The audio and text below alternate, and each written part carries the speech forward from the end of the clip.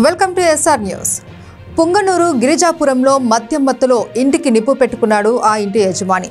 చిత్తూరు జిల్లా పుంగనూరు నియోజకవర్గం చౌడేపల్లి మండలం గిరిజాపురం గ్రామానికి చెందిన ముత్తయ్య మంగళవారం రాత్రి 12 గంటలకు మద్యం మత్తులో తన ఇంటికి నిప్పు పెట్టుకున్నారు. వెంటనే గమనించిన స్థానికులు ఫైర్ సిబ్బందికి సమాచారం తెలపడంతో ఘటనా స్థలానికి station fire officer Subbaraju fire సిబ్బంది చేరుకొని మంటలను అదుపులోకి తెచ్చారు. ఈ అగ్ని ప్రమాదంలో దాదాపు 4 లక్షల రూపాయల విలువ చేసే గృహ సామాగ్రి దగ్ధమైనట్లు స్టేషన్ ఫైర్ ఆఫీసర్ సుబ్బరాజు తెలిపారు. మంగళవారం అర్ధరాత్రి జరిగిన ఘటన బుధవారం ఉదయం వెలుగు చూసింది.